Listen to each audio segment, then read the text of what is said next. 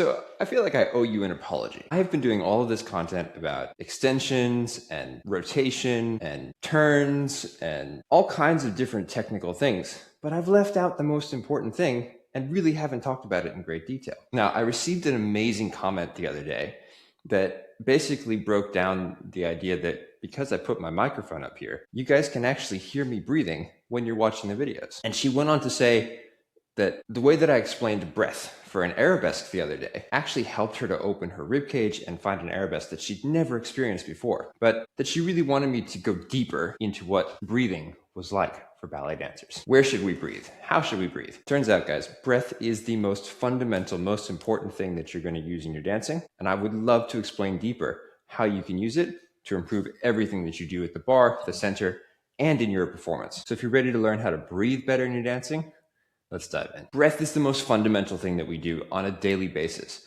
And for most of us, it's automatic. It's not something we have to think about or look at as a process that we have to overanalyze. But when we're doing incredibly complex combinations and we start to have to do all of this different stuff with our arms and our head and our bodies, and we're moving all over the place, sometimes that automatic process gets lost in the fray. So what we have to do is we have to implement it first with conscious thought, so that eventually it becomes an unconscious part of our movement. Have you ever started the ballet class and your teacher goes 5, 6, 7, 8, and they give a nice little arm movement at the beginning of the combination, and you thought, what is this arm movement for? I mean, I do it and I do it repetitively, but why am I even doing this? Well, first of all, we have to realize that that 5, 6, 7, 8 is the end of the phrase before you're going to start your combination. So it's like it's preparing you for what you're about to do, both from a rhythm perspective, but also giving you the feeling of the work that you're about to go into. I don't know about the classes that you're in,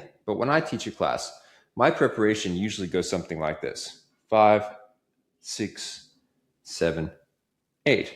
And from a fundamental perspective, just moving the arm is technically correct. What we really want to be doing here is using our inhale to inspire the combination we're about to do. So have a look. When that music starts and you hear that first note, the very first thing you're going to do is inhale, and that inhalation is going to expand your ribs and cause your arm to move away from your body. But you're probably watching and thinking, okay, so I'm breathing, and when I breathe, something moves, but it doesn't necessarily mean that my arm is going to move. And here's how we break this down.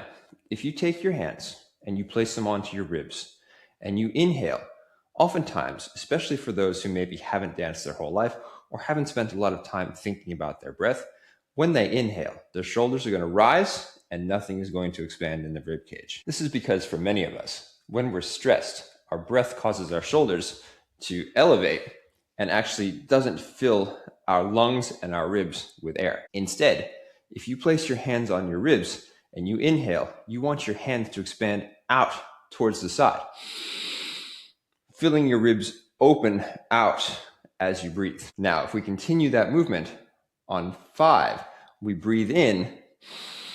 By 6, the arm will slightly extend. It's going to allonger. We're going to have that extension coming from the back, coming from the ribs, and that extension then leads out into our arms. Have you ever heard the correction, move your arms from your back? I've heard it, but I've never really understood what it means. Until now! You see, what we're doing is we're not actually moving our arms from our back.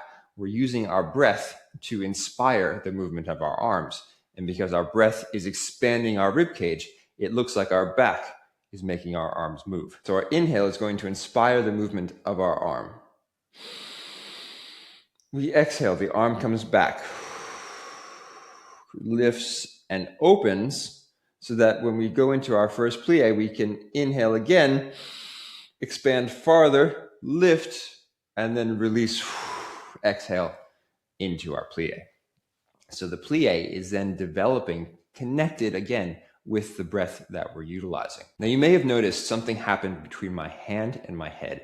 And this is a little bit of an aside to breathing, but it makes a huge difference in how our body moves, and it allows for freedom in our expression. From this position, you have to imagine that you have a tiny string attached from your middle finger all the way to your chin. As I inhale to go into my allongé before the plie, I'm going to breathe in, and as I do that, my chin is going to drop slightly, And then when I go out, as I start to expand my ribs,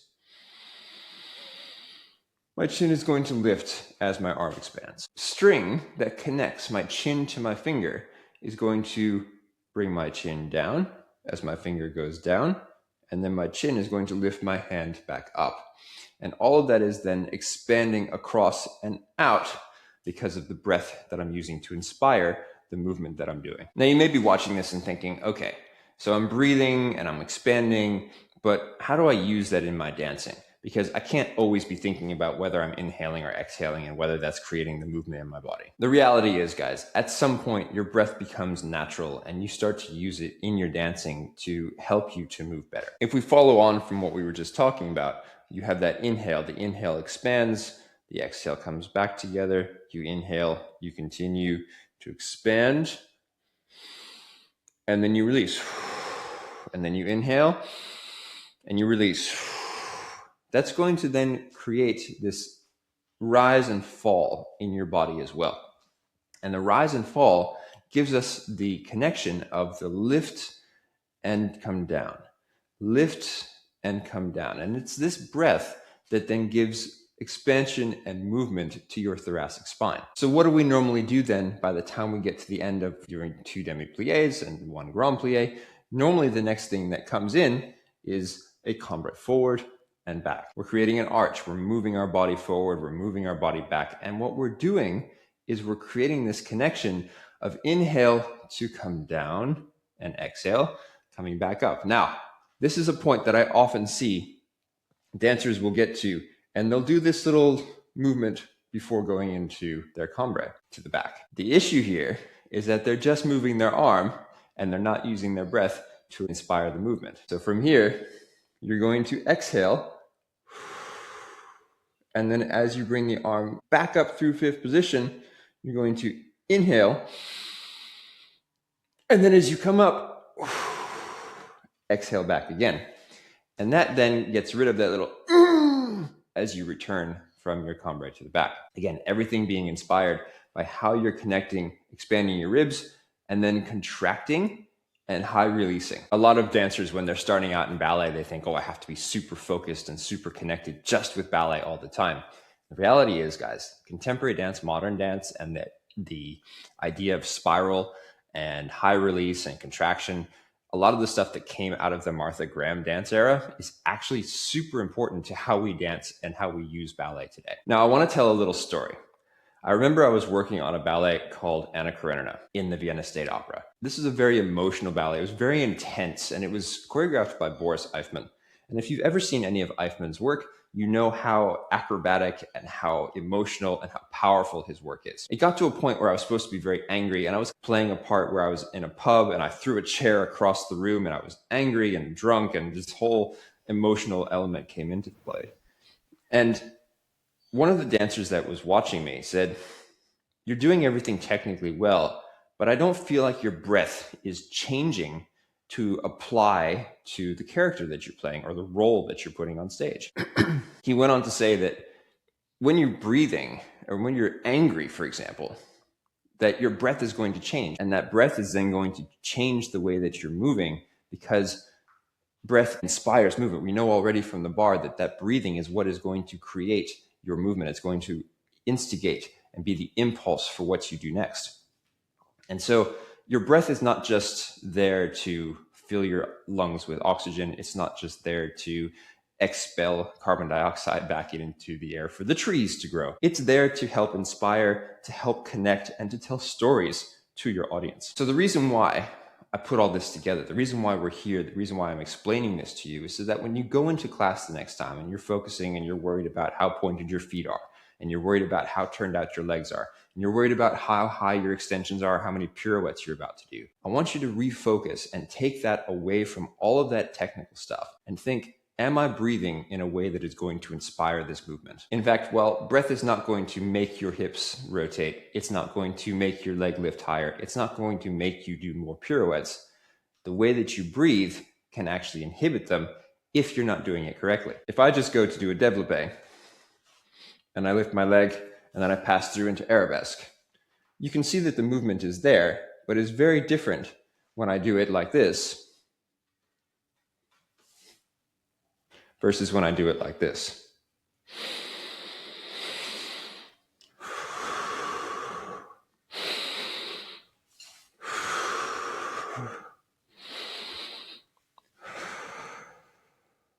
In fact, you can even see that I had to phrase the movement differently in order to coordinate my breath so that the movement flowed together with the natural pacing of how my ribs wanted to expand and contract. What about pirouettes?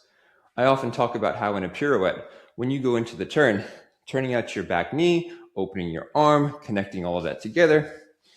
But if you're not using your breath, it's just movement without connection to your internal soul. So from here, when you start your pirouette, you're going to take a breath in and you're going to breathe out as you expand into that position. It's why we have a little bit of a counter coordination going on, because the breathe out is actually happening as your arms expand. However, you're also doing a plie. So the legs are where the power is going to come from, which means that the breath has to connect more with the legs than the arms in this movement. And so as you breathe out, then from there, you can inhale to create that lift through the body. Then that connection with your breath, if you think just turn, you're not going to have the same rhythmical feeling that you need to go.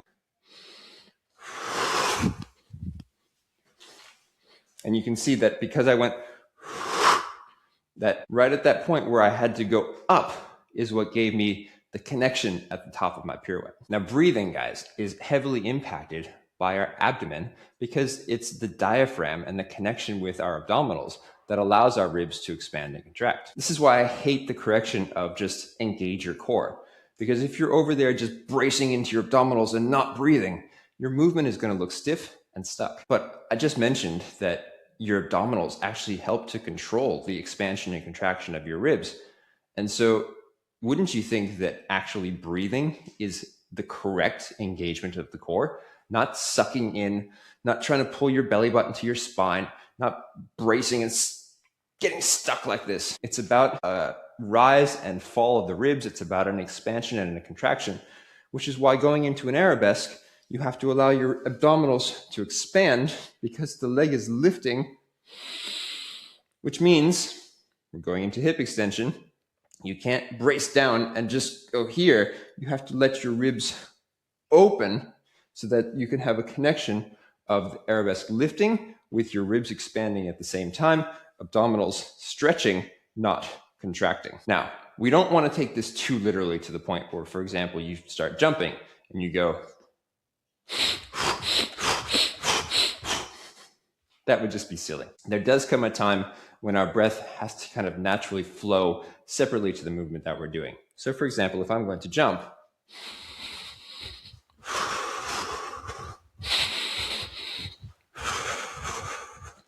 because now I'm working on monitoring my cardiovascular input and I'm actually trying to slow my breathing. So in this point, when we start to jump, your breath becomes more like the metronome for how you want your breath to then continue as your heart rate starts to rise. Now for dancers of all ages, adults, students, professionals, pre-professionals, what you'll find when you first do some sort of variation or repertoire, you'll get to the end and you'll kind of go like this.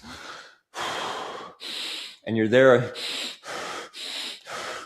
trying to breathe. I remember this really important moment where my teacher said to me, hold your breath for a moment, because you've just been respirating this whole time, trying to keep up, trying to get your body to function while it has no energy left, while you're struggling to get that last breath, while you're struggling to stay on your legs to do that last pirouette or last pose. And I got to that point and I was like, oh, I can't breathe. And my teacher said, just breathe in and hold it for a second, because your body is trying to get more oxygen. But if you keep trying and keep trying and keep trying, it's not getting enough. You're just breathing. You're getting shallow little movements and you're not getting the breath that you need to be able to do what you have to do next. So there was a moment there where I had to hold my breath. So I took an inhale in and I held it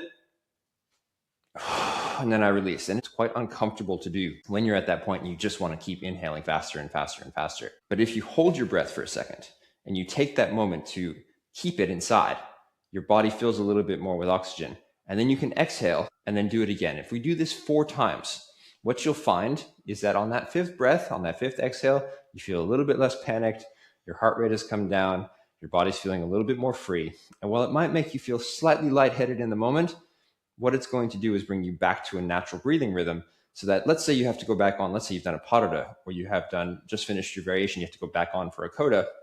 It's going to give you the time to allow your body to recover a little bit before you have to go and push again. To recap, breath is so important. It's one of the most important things that we do in our dancing, more important than how you turn out, than how you point your feet, and how you stretch your knees, because that's what inspires all of those things to be done in the first place. It's the base foundation of our movement. It's that underlying rise and fall. It's the ocean within your dancing. And it's basically the metronome that's going to give rhythm to your movement. We start every combination with an inhale, and that inspires what we're about to do. We breathe differently depending on what kind of story we're telling, whether we're angry or excited. Our breath can calm us down, or give us the steady beat when we're moving quickly. And our breath expands our back and then contracts to give our movement width, dimension, and beauty. So while there's no strict rule on how to breathe or what the breathing is there for, I challenge you to go and experiment. Try different things. Inhale, exhale, inspire your port de bras with the movement of your ribs and the expansion of your lungs. Let me know in the comments how that practice goes, and if there's anything else that you'd like me to touch on in these videos, because I read everything you guys post, and I really love your connection with what I put out for you to enjoy. Let's keep working and learning together, guys, and I'll see you in the next video. And remember, practice for many years.